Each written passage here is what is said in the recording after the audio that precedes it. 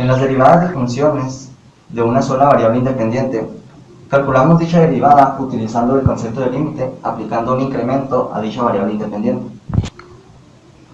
En el caso de funciones de dos o más variables independientes, aplicamos el concepto de derivadas parciales, en donde calcularemos una derivada para cada variable independiente. Por ejemplo, en el caso de una función de dos variables independientes, tenemos que calcular la derivada con respecto a x y con respecto a y. Bueno, aquí tenemos un ejemplo de cálculo de derivadas parciales. El principio que se aplica es básicamente el mismo que aplicábamos en funciones de una sola variable independiente.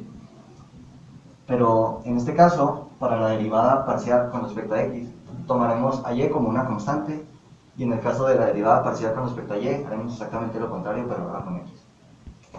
Bueno, en este caso, la derivación es bastante sencilla. Sin embargo, si ustedes aún batallan o tienen dificultades a la hora de derivar,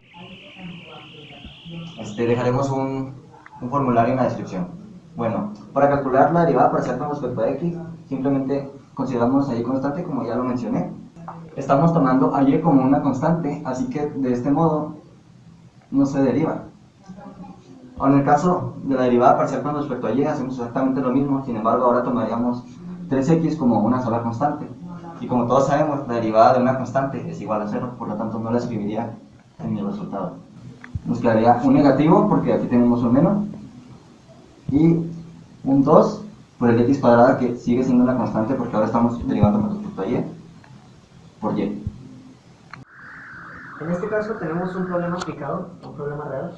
El problema nos dice que en un estudio de penetración de congelamiento se encontró que la temperatura T del suelo en el tiempo T medido en días a una profundidad x que se mide en pies se puede determinar mediante esta función de dos variables independientes x y t, donde t0, t1 y lambda representan constantes, también así como e. El programa nos pide encontrar la derivada parcial de la temperatura con respecto al tiempo y la derivada parcial del tiempo con respecto a la profundidad a la que se está penetrando el suelo. Asimismo nos pide cuál es el verdadero significado físico de estas dos derivadas parciales. El primer punto del problema pide encontrar la derivada parcial de la temperatura con respecto al tiempo. Para esto, como se mencionó, en una función de varias variables independientes, lo que se tiene al derivar parcialmente con respecto a una de ellas es considerar la otra como una variable dependiente de la otra, como una constante. Por lo tanto, al derivar esta función,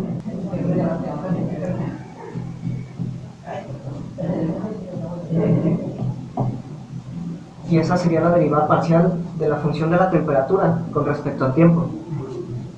El segundo inciso es derivar con respecto a la distancia que se está perforando.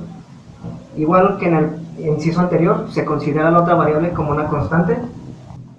Asimismo, el problema pedía qué era la representación física de estas derivadas. Por lo tanto, para la primera, tenemos que esta función representa cómo va a variar la temperatura en función del tiempo que ha pasado.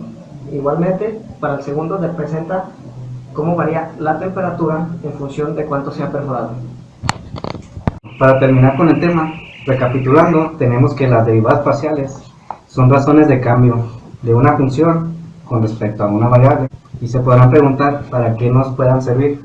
Como vimos en el ejemplo anterior, nos daba la razón de cambio entre la temperatura con respecto al tiempo y a la profundidad a la que se escarbaba. Otras aplicaciones puedan ser calculando trayectorias elípticas, momentos de aterrizaje en un avión.